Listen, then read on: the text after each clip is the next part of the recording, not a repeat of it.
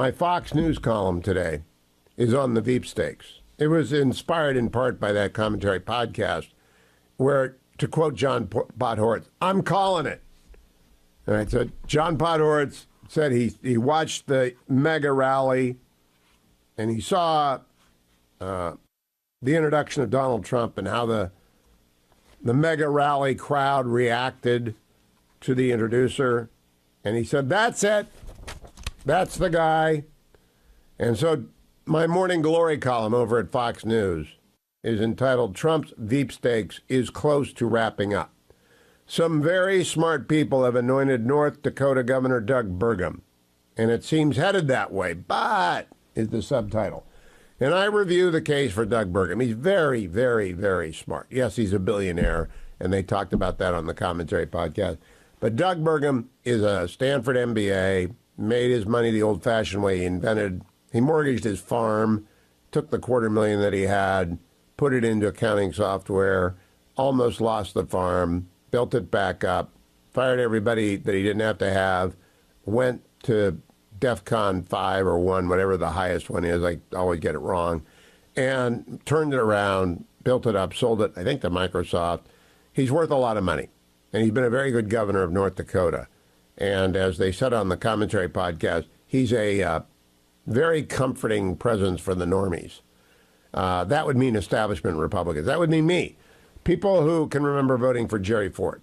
People who can remember voting for Ronald Reagan. We're all the normie Republicans. We voted Republican since we remember because we actually care about national security and economic growth, and we don't give away money to students who took out loans in bad faith. We also appoint justices and judges who are originalists. We back the police. We want a very strong military. Burgum checks all the boxes. And I did not watch the rally, but I saw the former president's clips, and he had him going. I didn't realize that Doug Burgum lit him up. And when he lit him up, the commentary crowd, which has got Burgum mania anyway, they've had it for a long time. But there are others still in the hunt, and I run through them. Senator Tom Cotton, who will be on later today. Senator Cotton did another. One of the things the former president likes is, can his vice president, quote, do the shows? Can they go on elite media hostile places? 2 weeks in a row. Tom Cotton cut John Carl to pieces. Then last Sunday, he cut Margaret Brennan to pieces on This Week, a week ago, and on Face the Nation Sunday. Cotton knows how to do this. It helps to be a combat veteran of Iraq and to have walked point through the mean streets of Baghdad during the surge because Washington, D.C. journalists just don't faze you. Cotton is unflappable. The skill set he brings to the Veepstakes would be to attack, and it would be a generational change. I also point out in my Fox News column that we've got other people in the hunt. Joanie Ernst. If the polling shows a woman increases these significant leads by a significant amount, there's your woman warrior. She, too, is deployed. She, too, knows what she's doing when it comes to armed service. She's great on the stump.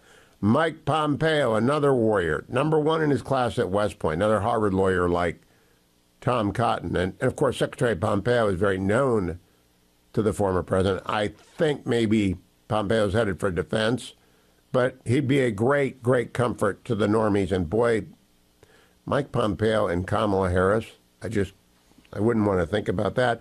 And I always, as the people on commentary did, I always point out Glenn Youngkin is out there, and Glenn Youngkin is a very wealthy man and a very successful man. And he has a signature issue, which is education reform, because the public school systems in many places in California, in Virginia, are completely nuts.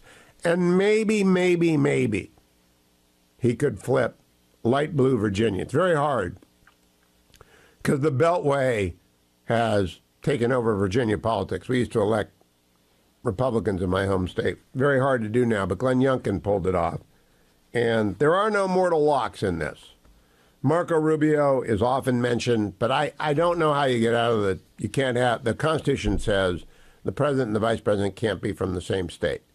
So when Dick Cheney was living in Texas and W wanted Dick Cheney went back to his home state in Wyoming, and everyone said, okay, that's fine. He's really from Wyoming anyway. He grew up there. He lived there. He has a ranch there. He's going to register to vote there. That's fine. He's a Wyoming. I don't think you can pull that off either with President Trump moving to Bedminster or Marco Rubio trying to claim. I think he played football in Kansas. Marco Rubio is from Florida, so he can't move. He's a Floridian. All right? That's the bottom line. So Trump would have to go back to New Jersey. I don't think he wants to play around with that. And then finally, the dark horse in this, and I just put it out there because she's really good, but she's only been governor for a year, is Sarah Huckabee Sanders. She's really good. Trump is very comfortable with Sarah Huckabee Sanders as well.